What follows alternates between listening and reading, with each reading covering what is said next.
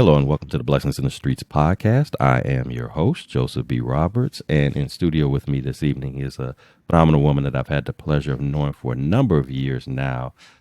She is a mom. She is a phenomenal cake maker. Hands down, I haven't met one better than her, and I'm not even a big sweet eater. So if I like her food, that speaks a whole lot. But again, excellent businesswoman. But most importantly, she's a woman of God, and she's taken time out of her very busy schedule to hang out with us for a little while, to share a little bit about her story, her journey, with the hopes of encouraging, inspiring, and uplifting us, especially when it comes to dealing with the challenges and adversities of life, understanding that we all deal with storms of life, but again, she's here to share a little bit of her journey, a little bit of her story, again, as a boost of confidence and letting you know that even in the midst of the storms, we serve a God that is loving and is always there by our sides and is always there available to make a way out of no way. So with that said, it is my privilege and honors, ladies and gentlemen, to introduce to you not only my guest, but my dear friend, Miss Techina Locke. Techina, thank you so much for being on the show. Hi, Joseph. How are you? I am good. I Great. am good. All right. All right. So Techina, before we get started, I do want to give you an opportunity to share a little bit about, yourself and who you are, what you do, where you're from. Kind of give our audience a little bit of taste of who is Techina Locke. Thank you very much for the wonderful introduction. I greatly appreciate that.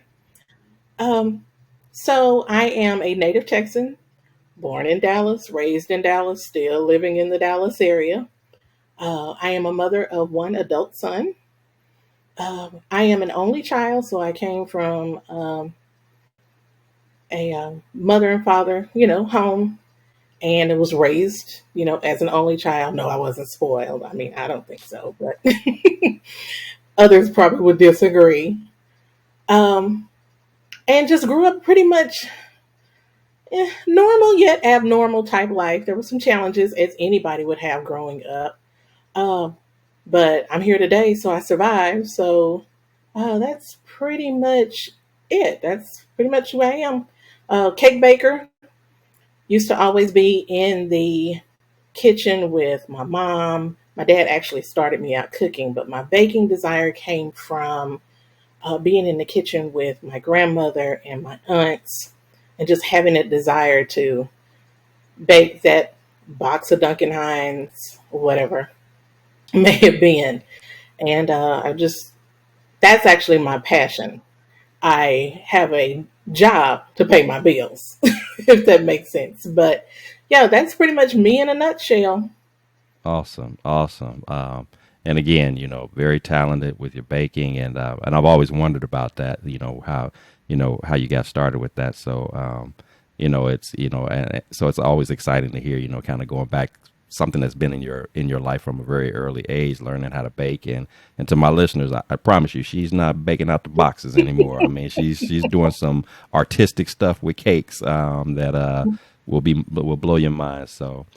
Just awesome, talented individual. So we're gonna go ahead and get jumping into our segments for this evening, Techina. And I want to actually go and kind of build upon what you started to share with us, which is, when we tell our stories, when we talk about our journeys in life, I always say that I'm a firm believer that in order to really capture one story, you have to go back to the beginnings of where it all starts. And so I want to build on a little bit more with you about what that experience was like for you. You, like you said, Dallas, Texas, born and raised.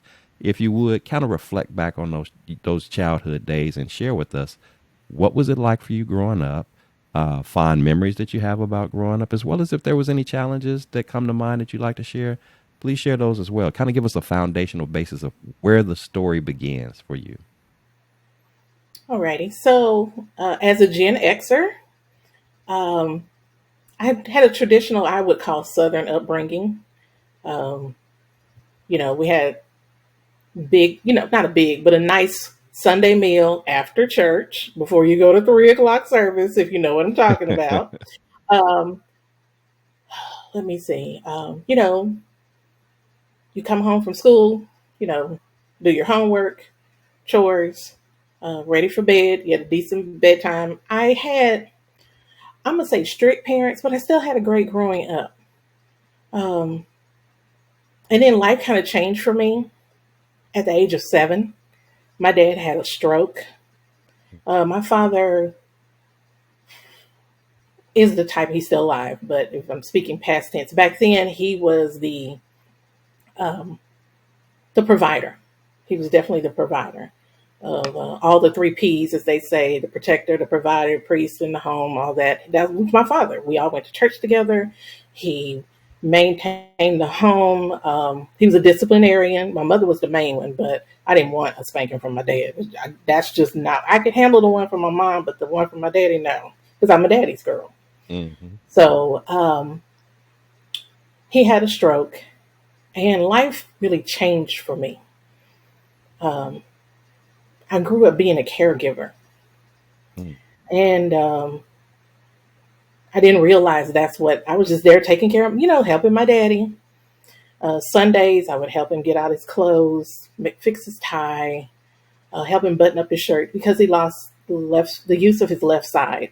He's a dominant right, but he lost the use of his left side, and that just really had an impact on me um, because I didn't realize how crucial that relationship was of me caring for my father. I just thought it was just I take care of daddy. But later on in life, I realized that that was a huge thing for me to take care of my father because I'm doing it again now, taking care of my dad. So, but life was it was different. My mom became head of the household, um, which was a challenge for her. Um, so I saw the roles reversed in the house, not realizing that they really were reversing, but I thought it was a normal thing because that's just what happened. I was 7.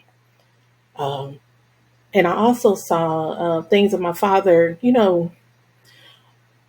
losing a lot of the man that he was because he couldn't provide in the way that he wanted to with his family.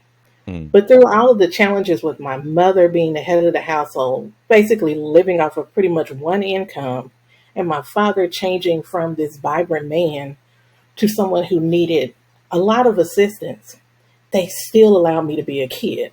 I didn't miss much. I still had birthday parties. I still was able to, do things as a kid. My life as a kid was not interrupted much. They still had meals on the table. There were still Sunday dinners that I spoke of before. Um, they actually did really, even though I complained, they did an awesome job of raising me because of who the person I am today. Wow. Wow. Um, I guess first off, I want to say I appreciate your transparency and sharing that about your childhood, and I can only imagine, what that must be like at a very young age to, as you stated, having to assume some caretaking roles with your dad.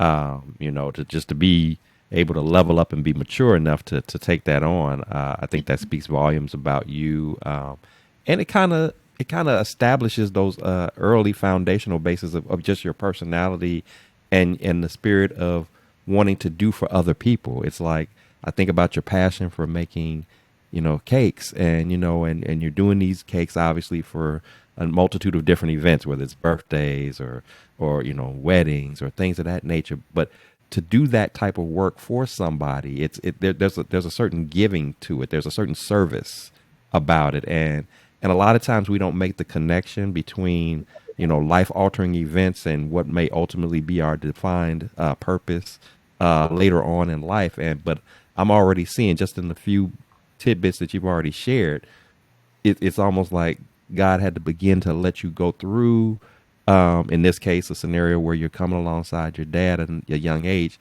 understanding the value and importance of being of service to someone. I'm sure just you stepping in and doing what you did, I'm sure it brought a certain level of joy to him, even in the midst of maybe him struggling with the challenges of not maybe doing some of the things that he used to be able to do, knowing that he had his daughter who, in spite of what he was going through, still being there, still, hey, that you're still my daddy. I'm still gonna help you out, whether it's the button of your shirt or, or helping you get up out your shoes or whatever that thing is. I mean, those little things matter even when you're in your in your darkest of moments. And I can speak to that even, as a, of course, as a dad myself of a daughter. I've had days where, for a variety of different reasons, where it just wasn't a good day. I'm going through, stuff is on my mind. I'm pressed, I'm frustrated, and I'm stressed. And my daughter can say something or do something. And to the world, it might seem very random. It may seem very ordinary, but little things that in that relationship can make you forget, even for a moment, whatever it was that you were stressing and tripping about in at that time. So I don't take lightly what you did at such a young age, and showing that love towards your dad in the midst of what he was going through. And I think it speaks volumes about your parents just in general, despite the fact that they had to switch roles and everything, that they actually stuck it out and worked through that situation in that moment. It kind of reinforces that whole bond of till death do us part, in sickness and in health, because a lot of times as married couples we like to, it always feels good when everything is going well, but what Mm-hmm. happens when things get rough? There's some ruffling in the waters, when Mm-hmm. some things aren't quite the way you desire for them to be. How are you there for each other in those moments? So for you to speak of that and say, mom stepped in, even though, and you acknowledged it was hard. It was hard to make that adjustment, but nevertheless, she stuck in, and you still had that opportunity to have both of your parents around, and at the same time, still had a chance to be a kid, even in the midst of all of that. So that those things just are a beautiful testament to what your early beginnings was about. In addition, of course, to just the traditional, like you said, Gen X type things that we don't typically see nowadays. The Sunday dinners, Mm-hmm. the going outside and being a kid and doing our things and just enjoying life.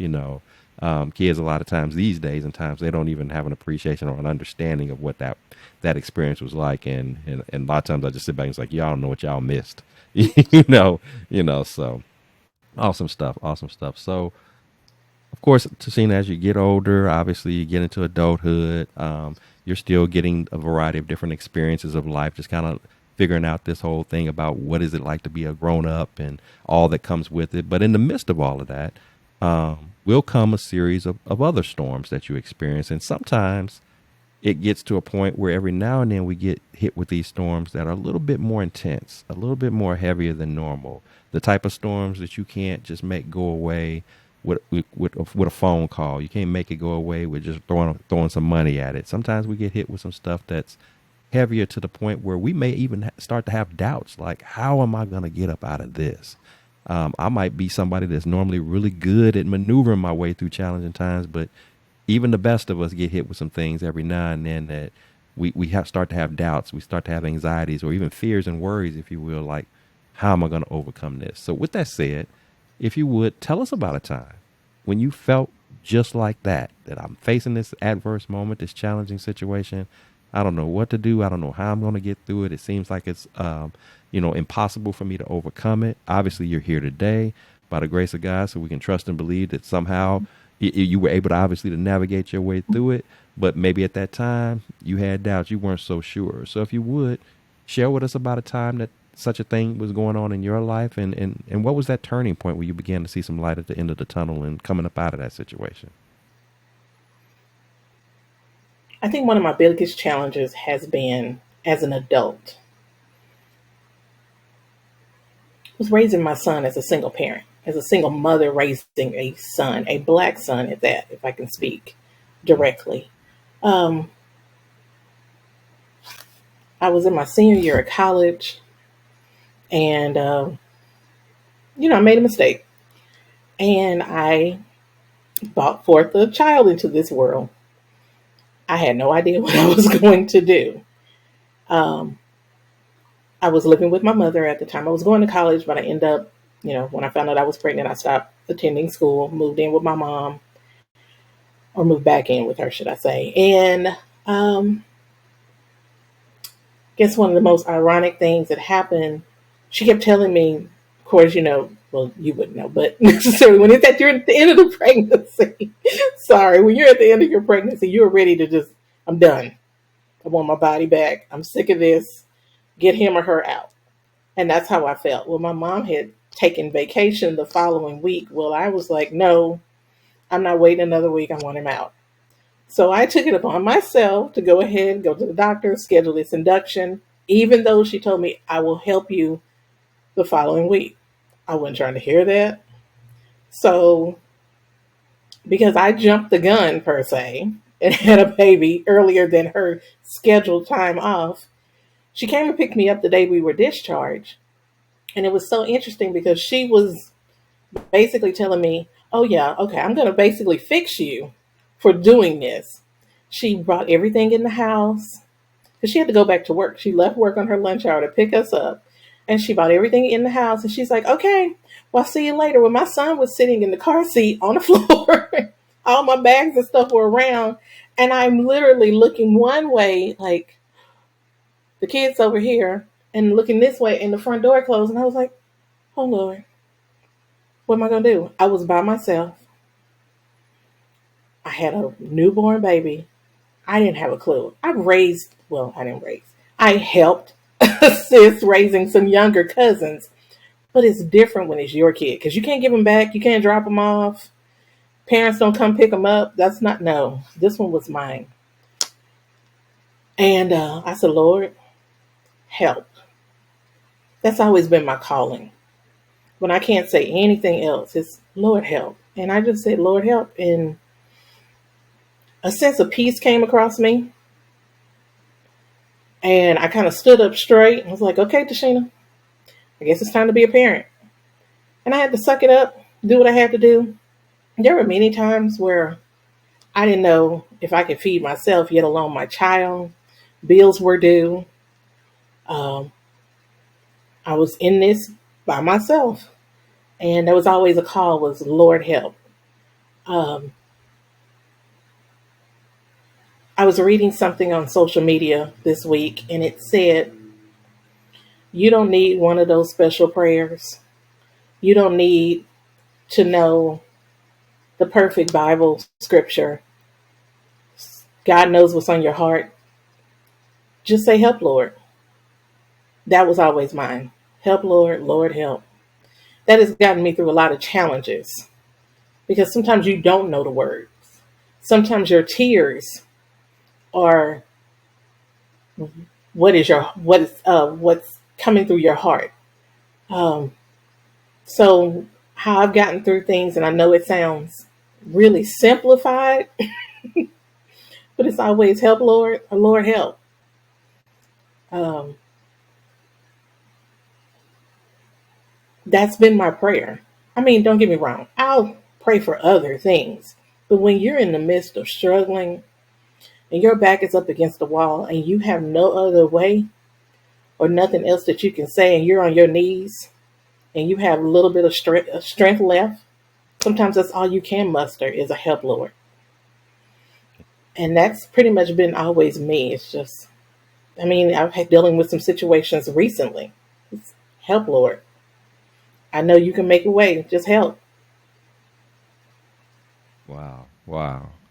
Um, having been myself, of course, a product of, single parent, my mom, raising me, black mom, black son. I'm curious to know, to just get your insight on it. You know, obviously, you're not the only person that's ever been a single mom. But a lot of times people, may automatically assume that being a single mom is kind of the same across the board, regardless. But I'm curious to know your perspective as to what was the challenge in being not just a single mom, not just a single mom of a son, but to be the single mom of a black son. What was it about that dynamic that made it challenging, and how were you able to kind of work your way through, you know, doing what you felt was the right things that you needed to do as a parent to properly raise and protect him, accordingly, considering all that was going on in this world, and how it views young black men in particular?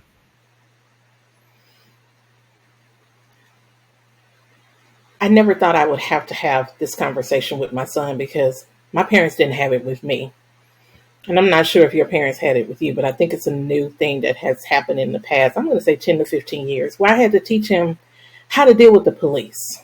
Mm. My son is a very, and you know, Jordan, he's a very respectful young man. I've taught him that from early beginnings to be polite and respectful to all. Doesn't matter your color, your gender. you respect somebody because you want somebody to respect you. But to teach him to put your hands at 10 and 2 on a steering wheel, to not shake or be in fear because they may sense that, and that may cause even more issues, to let him know, and not even sure if I'm telling him the truth when I say this, that everything will be okay if you just follow these instructions. The police won't bother you. And when he asked me, but if I do all of that, why am I even doing all of this? And I have to simply tell him, because it's the color of your skin, that unfortunately we are targets. It's been a challenge. It's been a challenge. I was working somewhere and I mentioned that I had to have that conversation with my son. And they were like, well, what? Other races did not understand. And I said, y'all just don't understand. Well, if you just do what they say, I said, how many times has someone done what they said and still got shot? And they didn't understand that. I've even had to tell him when he was attending school, because I grew up in a predominantly, I'm going to say it was a mix. It was a mixed neighborhood of older white people and um, more younger type families, black families. And but the school I attended was pretty much majority black students. And so I grew up around, pretty much around mostly black children, black students of my own age range. But moving out to the suburbs, as we all do, my son has been exposed to different cultures, not just black, not just white, not just Latino, um, but of Asian and Indian descent. And I've tried to keep instead, because sometimes you'll get lost in the shuffle and you will lose your identity. And I've tried to explain to him that you are still black. They're going to look at you a little differently than somebody else. You're going to have to work twice as hard because they don't expect you to be much of anything. Um, and just know that, and I hate saying this, but the system is not set up for you to succeed. You've got to beat the system. You've got to work harder. You do it, but you don't work harder to beat the system. You work harder because you do it for you. You want the best out of the life that you can create for yourself. So I didn't have a lot of support as a single parent on from the other side. Of course, I had a great village, mother, father, friends, but his other side, there wasn't just a lot of support in handling that type of situation. So it was always, I know for a fact, we've had conversations, especially him being an adult now. He's like, Mom, I remember when you told me this, that, and the other. And I didn't believe that was true, but he's come back and said, you were absolutely correct. Just about how he's had to deal with certain situations, being the only black at work sometimes, or the only black person in a group of friends, and how things are just different for him than it is for everybody else. And I try not to teach him that there's a different set of rules for us, because I don't believe that. I just think that how we are treated is a little differently. But the rules are all the same. We just are treated, and again, this is my personal opinion, we are treated just a little bit differently. I hope that answered your question. Yes. Yeah. Yeah. I mean, I was just trying. I just didn't want to interrupt you, but again, appreciate your transparency and sharing that, particularly on that topic, because I know, again, being the black son of a black single mom, similar conversations had to be had, and it even reminded me of even a moment in my teens. And this is literally the only time that I've ever had it happen. I was probably 17 at the time, riding in the car with some friends, and we get pulled over, and as you stated, talking about the whole idea about, and I wasn't even the driver, but making sure that you're positioned a certain way and Mhm. things of that nature. And when that's not the kind of life that you live, that's not how you are, it's kind of weird. I remember, being in the back, having my hands on I'm sitting in the back seat and having my hands on my lap, and the officer saying, I want to let me see your hands. And I showed him my hands. It was like I literally showed him my hands, and then I moved my hands back to where they were. And then the next thing I know, like seconds later, here's this big gun up to my head. And he's like, I said, move your hands, and it's like, and I'm like, I'm confused because I'm like, I thought I had complied, but nevertheless, here I am staring at this officer with a gun upside my head. And I wasn't even scared as much as I think I was more in shock. Like, Mm. what is this all about? It Right. was kind of weird, but as a parent, I can only imagine, when I think back to how my mom would have felt oftentimes, despite having the conversations with me and despite her knowing that I had a general understanding of what she meant, the times that she probably was worried or concerned when I was out and about doing whatever, whether it was going to work, whether it was just having some fun or whatever, just the worry that Mhm. you have, hoping that your son not only remembered everything, but that hoping that even when he did everything the right way and remembered it all, that there wouldn't be anybody that would jump the gun, if you will, and bring forth harm against him. So I can only imagine you probably had similar moments in time, and probably even now with your son being a full grown man, you still, you know, Worry. worry and hope that he's okay, that he Yes. remembers those lessons. So I'm sure it was refreshing to you, whenever you have those moments where he comes to you and says, brings up something that you said to him maybe in his teen years or even earlier than that the fact that he was listening and that he remembered and that he acknowledged that what you said was the right thing.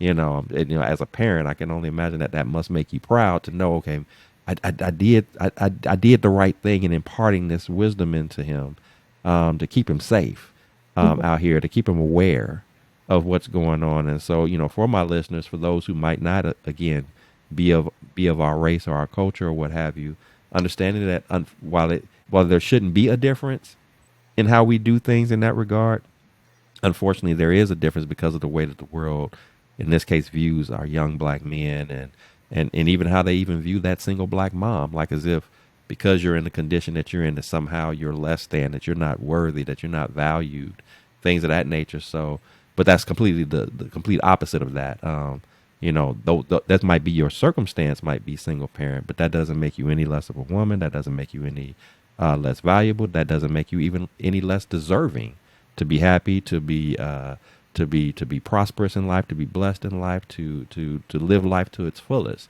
So just that I appreciate again you sharing that aspect of what motherhood looked like for you, and I just love the fact too that like you said, in spite of not necessarily having as much support from on his dad's side of the family, acknowledging the fact that you did have a village of friends and other family members who step in, and that's necessary. That's always a beautiful thing when you have that extended family around.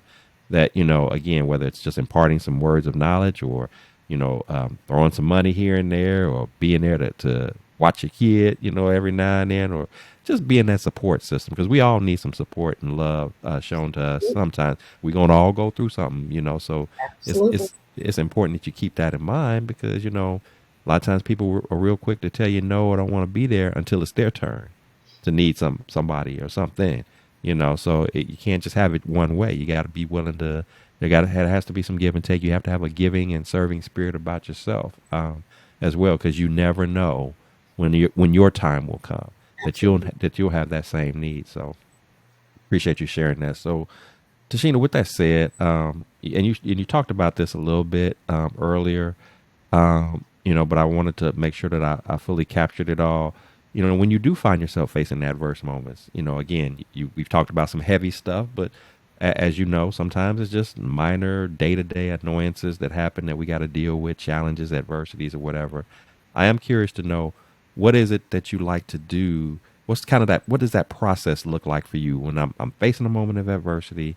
and I got to figure out how to deal with this situation. What does that process look like for you that you like to do to work your way through challenging moments? I try to gather myself with its thoughts, emotions, give myself a woosah moment or woosah moments, give Mm-hmm. myself some time to just collect myself. Um, Once I collect myself and I can get on an even keel, I can just kind of focus and take a deep breath. That's part of my woosah moment or moments. Take a deep breath or two, um, and collect my thoughts, and I focus. Try to prioritize what's really important here. Why are you making this bigger than what it is? Um, and try to sort it out. Is it something that I can control? Is it something that I can fix on my own? If it's not, okay, you kind of need to leave it alone. I struggle with that one. I'm not going to sit up here and lie to you, Joseph. I struggle with giving it to God. I'm not going to sit up there and sugarcoat it. Um, because, oh, yeah, I can pray about it and I'll say, Lord, handle it. And we'll still hold on to it, trying to fix it. Um, but I've learned if that's something that I'm going to do, when I'm holding on to it, I've learned that music, gospel music, worship music really helps me. I can really drill into the goodness of God and knowing that He has me. He has always had me. And I just need to trust Him. And music kind of just gives me some peace. It lets me know that I will be okay. And in His time, things are going to work out. We as people, we want it. We are an instant gratification type Mm-hmm. culture. We want it right here, right now. Technology has us completely spoiled in convenience and wanting anything, like I said, instant, right now. Um, but God does not work like that. It's on His time, and I struggle with patience. I've gotten better, but I struggle with patience because we see the sense of urgency right now. And God is like, okay, I hear you. I see it. Okay. You are not forgotten. I got you. And I know each and everything that I go through is a lesson being taught. Sometimes those lessons I've been taught more than one time because I didn't learn it the first time. So He presents it to me again. And sometimes I'm bought a lesson again just because it's been a while. Let me see if you learned anything from the first time that I presented it. Or at least that's how I see that it was presented to me, just so I can see how I can weather these storms. Because storms always pass. That's what my mother taught me. The storm's gonna pass. I used to be so afraid of a thunderstorm, and she would always tell me, "It's gonna pass. It's fine. It's just rough right now, but it's gonna pass over, and it's gonna be sunny again." And those are the storms that we have in our life. I'm in a storm right now. I'm not gonna get into that, but I'm in a storm right now, and it's raining. It's raining, but I'm just waiting on it to pass. And while it's here, I am going to still praise God because things could be worse. There's always somebody worse off than you. So I just continue to praise in the storm, dance in the rain, as they say, and just be thankful that I'm still here. I have the storm. When you don't have a storm, and basically what they say is you're either going in, going into a storm, in the storm, or coming out of one. But if you're not in one of those three things, that means you're not here. You're not existing. Right. You're not. So I would rather be in one of those three situations. And right now I'm in it, and but I'm thankful to be in it because I know I'm going to come out of it, and I'm going to come out better than what I went in. Mm. But Love that. to go back to your initial point, just focusing on, I know he's got me. I Music is a huge one for me. It calms me, and it just rejuvenates my soul to let me know that everything will be okay, and just to worship and praise him. If you're busy looking at the goodness of God, you ain't got time to worry about what you're going through. Mm. You're just praising and thinking, hey, all these things that he's brought me through. Um, I've had friends recently who know about my storm. They're like, you still seem like you're doing well. I said, because I am. Just because I'm going through something don't mean I got to look like I'm going through something. Right. So you just got to stay positive. And it's hard sometimes. It is. We struggle. I struggle. Um, but I just try to remain positive as I can, and just think about the goodness of God. And like I said, the music we were brought up on, John P. And I listen to some of the old stuff. I mean, there's nothing wrong with the new stuff. Don't get me wrong, but I listen to some of the old stuff. John P. Key, Andre Crouch. You know who I'm talking about. Some of the old stuff that, when you had a choir backing you up instead of some singers, now they got a little group behind them. No, they had mass choirs. Every major city had a mass choir, if you know what I'm talking about. Yeah. But yeah, this those that's just how I get through a lot of my storms. Love that. I love that. I think what stands out to me, really, I guess, is just your rawness and being honest about how it can get hard at times, with the patience part of it. I'm glad you pointed that out because, we do have a tendency that even if we talk to God about, what's going on in our lives and we're lifting that up in prayer to him, we'll do that. And then we want it to be an instant fix. And when you said what you said, that kind of reminds me of the importance. And I want that to be this, that message to be reiterated to our listeners is that, God's timing is not our timing. His ways are not our ways, and we can't, get into that mindset of trying to rush through things. There's a reason why, God allows things to happen at a certain time, and his response to it is at a certain time because, if you go too quickly, it may cause things to be more out of control than what they needed to be. If you wait too long, you might miss out on a blessing opportunity. But the beauty about God and trusting in that relationship with him is that he is spot on. His accuracy is precise. It's never too late and it's never too soon. It's right on time all the time. And so we have to trust in that when we turn that thing over to him, whatever that storm is that we're going through, that we have to exercise that level of patience and learn to just wait on him and watch him work. And I can testify, and I'm sure you can as well, the times when you do wait on him and allow him to do it in his own way and it's his own timing, it never comes out in a bad way. You always are going to get a victory out of that. You're always going Absolutely. to benefit from that.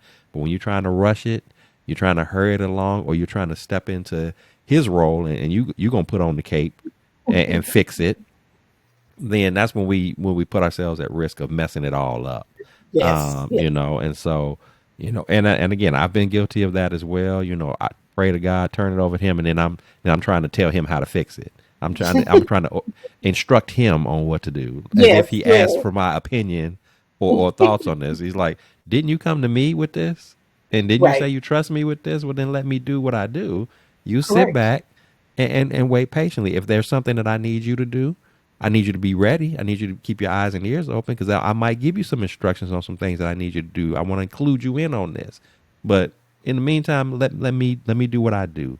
I'm God for a reason. I'm different for a reason. I made you. I'm the one who Right. actually gave permission for this storm to even come your way. To your Oh, point that you spoke of earlier about how sometimes there are certain storms that kind of remind you of previous storms because sometimes God has to allow that to happen to us because we didn't get the lesson the first time. And so correct. he's given us another opportunity to get that lesson. And again, the emphasis here is on the opportunity to learn, the opportunity to glean something from it. It's not a punishment. It's not an indictment against us. He knows that just sometimes he can let a storm come our way and we get the lesson right on the first try. And there's other times we got to go. We got to have that lesson a few times. We got to have makeup tests, if you will, that we have to go through until we get that thing right. Until it's a natural part of us as to how we respond in those particular moments. So I appreciate you pointing that out because that's valuable for us to understand instead of us taking on this mindset of why is this always happening to me? Woe is me, the whole pity party mindset. No, we can't be like that. As you said, we're supposed to be happy, experience joy, even in the midst Just of the storm. of the Absolutely. storm. We're supposed to. We can't. God is too good, and He's done too much for us to Absolutely. be Absolutely. put all of our attention and all of our energy on what's not happening, what's not going the way that we wanted it to go. What about what is going well? Why, if we focus in on that, we put our energies on that, and we give everything else to Him, we'll be all right. We'll be all Hmm. right. That's not to say that it'll be easy.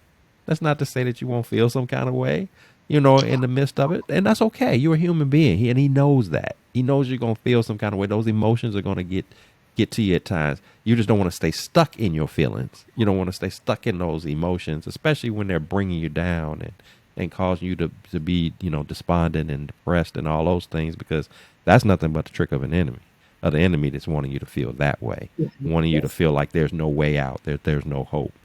So, that's, I just wanted to kind of reiterate that on what you just said. And that's what makes it so powerful about how you process and the importance of just taking that moment to pause and kind of collect my thoughts, kind of pull it together, that woo-saw moment, if you will. So then now I can be focused. Now I can actually hear what God has. Not only can I pray to Him, but I can also hear what He has to say to me Yes. in response to that. But I can't hear all of that if I'm all over the place emotionally and I'm just I'm not locked in. I'm not focused. So good points that you brought up there.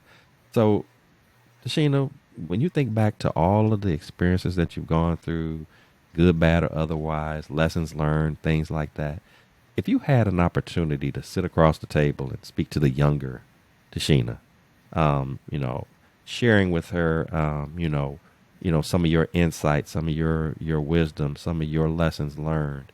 Um, what I'm curious to know, what would you say to her that you believe that would be insightful, that would be valuable, that you wish she knew, that you know now, that you wish she knew, that would probably make dealing with the adversities and storms of life go a little bit smoother, or even just think about somebody that might be listening to this episode and they're stuck in those moments right now. They're feeling alone. They're feeling like, I don't know how to deal with life because maybe I don't have the support that I feel like I should have, or people, don't seem to be by my side when I'm in my darkest of moments.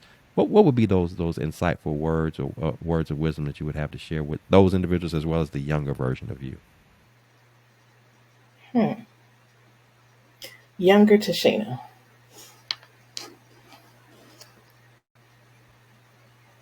First of all, I would tell her dreams are good.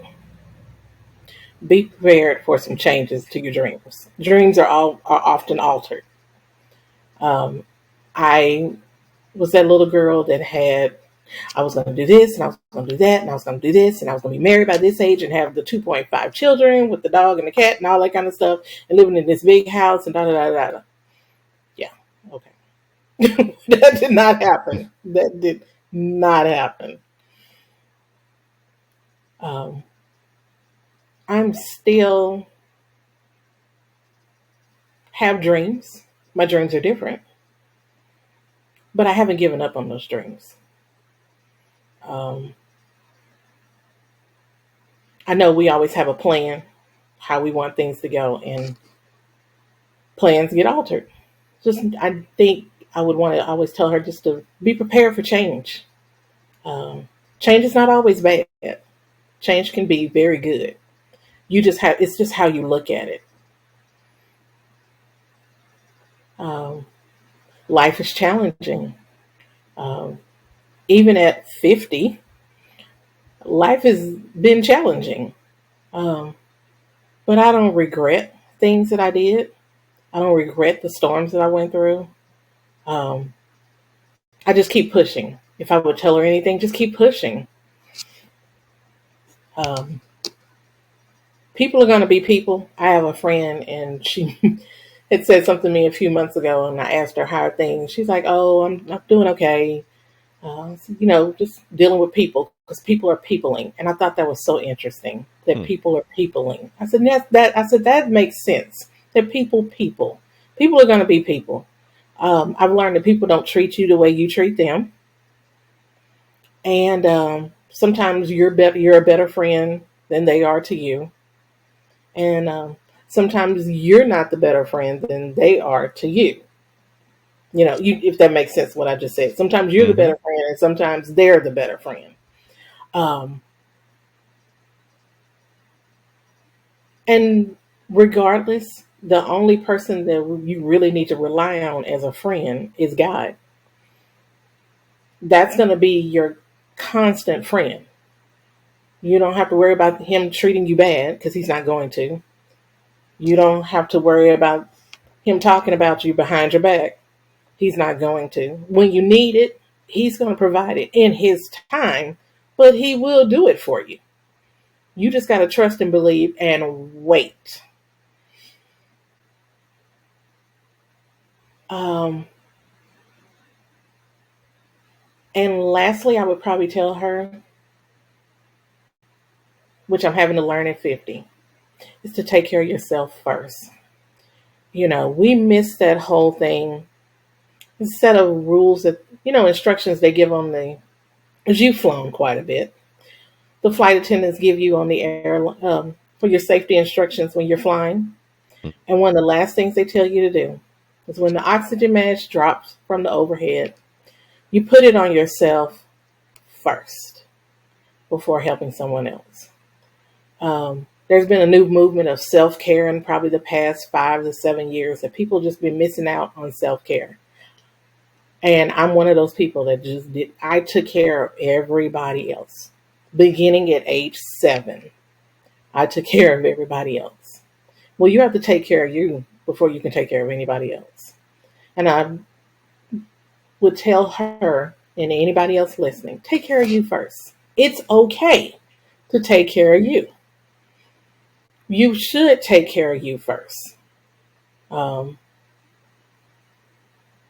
if you cut off your head, the rest of your body doesn't function. So you being the top, you being number one is what is the focus. You got to take care of you. That's pretty much what I would tell her in a nutshell. Now, if she and I had a longer conversation, I'd give her a little bit more, but in a nutshell, I tell her to watch out for this person and watch out for this person. But other than that, no, that's pretty much what I would tell her in a nutshell. That's great. I mean, that's some very solid advice. It immediately made me think of something that my stepdad used to say, and he referred to that mindset of healthy selfishness. That I like that that. was his way I like basically that was his old school way at that time of defining what we would call today self care. You're not being rude or mean or anything like that to look out for you. Even if it's even if you have a gift of being able to come alongside other people to pour into other people, that's all wonderful and good. But what good are you in that capacity if you're running on fumes? What good are you in that capacity if you haven't, taken the time to make sure that you are uh, balanced out mentally, physically, emotionally, and spiritually? If I'm not together for me, then how am I going to be possibly ever be together for you? If I'm already on fumes and I'm giving them that little bit of fumes to you, then I have nothing left. I'm tapped out, and I'll be the one that's burnt out and no good, and you skipping along on your way and sleeping peacefully. And while that might seem like a good deed, it's not good for me. right. And so, and I like yourself, as we've both crossed that 50 bridge, and you kind of say, I wish I would have known this stuff sooner, but I also say that it's never too late to know it. And so there's still that opportunity to embrace that mindset of looking out for you, prioritizing you, Yes. and doing so unapologetically. I don't owe you a reason. I don't owe you an excuse for taking care of me. If you have a problem with that, then that's your problem. It's not mine.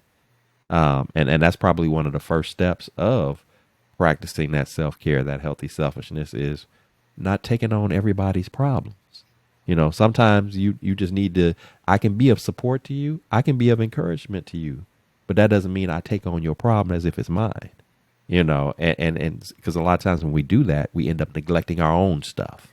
So I'm glad that you have come to that realization, and that's something that you're working on for you. I'm trying to do the same for myself, and I would encourage anybody that's tuning in that's struggling with that.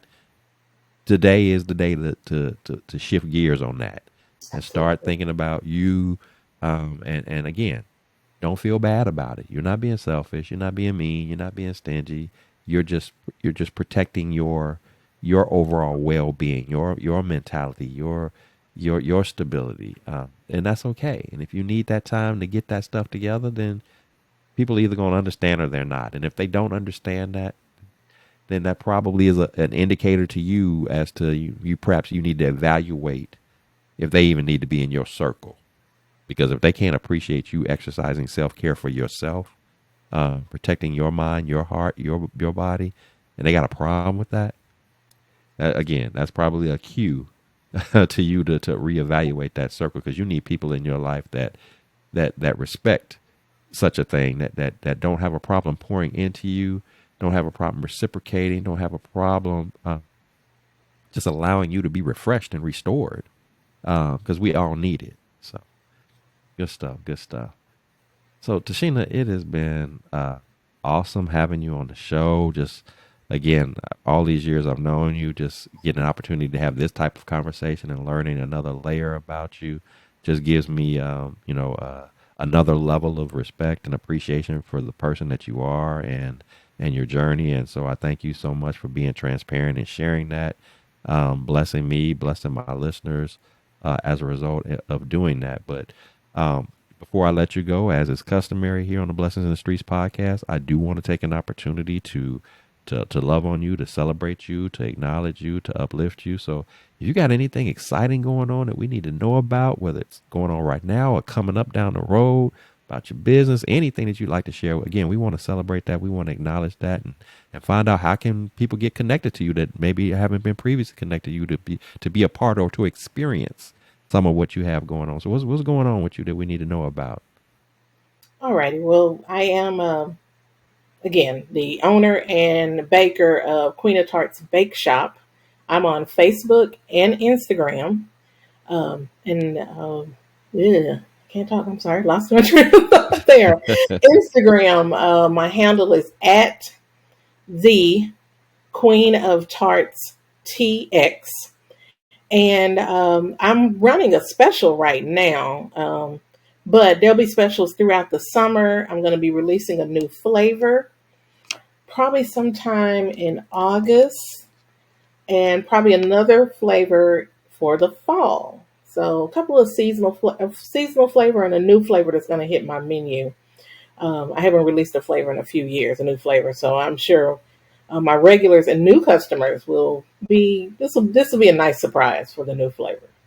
We'll just say it has something about a cookie. We'll just leave it at that, about a cookie.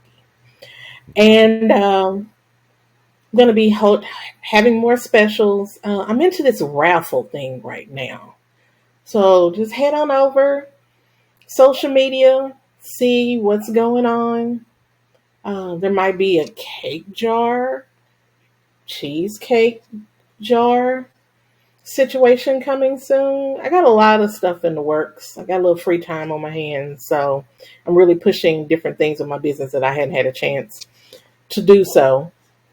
And but I'm into this. Like I said, I'm into a raffle thing, so it might be raffling off some cakes, cupcakes. I mean, it's worth putting in $2 or $5 to get you a free cake, and it's going to be a good one.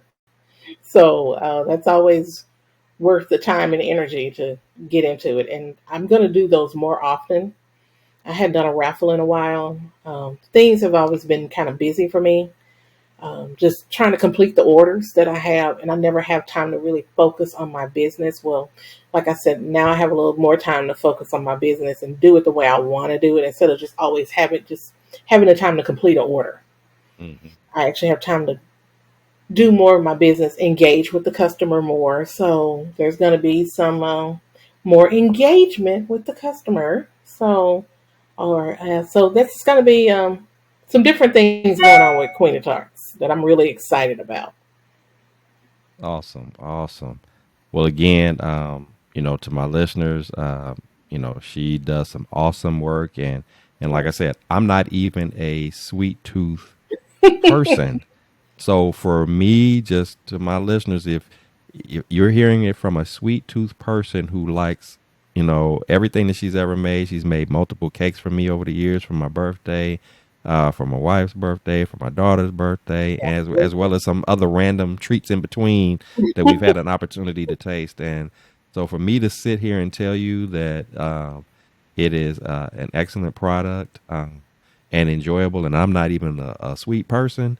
For those of you who do have that sweet tooth, you will absolutely enjoy and you won't be disappointed. So I definitely encourage you to check her out. Check out her variety of products and services with the baking. She's very creative. I don't think it's too much of anything that you can ask her to create that she can't figure out how to do. So she will definitely go that extra mile with you to customize something that is definitely unique that you're not going to just find at the regular grocery store or even at other bakery establishments. So definitely support, definitely keep her lifted up as well.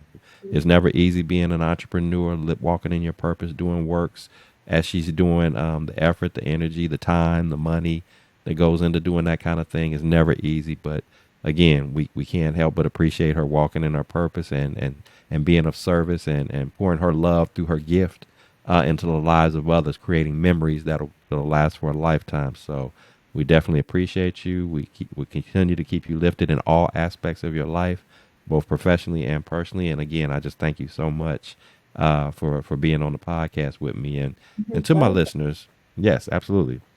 And to my listeners, if you've enjoyed our content this evening, enjoyed hearing this, hearing the journey of our guest tonight, her transparency, her vulnerability, and sharing with you, with the hopes of inspiring and encouraging, please do subscribe. Please share. Please like and please comment, because this is what it's all about. This is what Blessings in the Streets podcast does.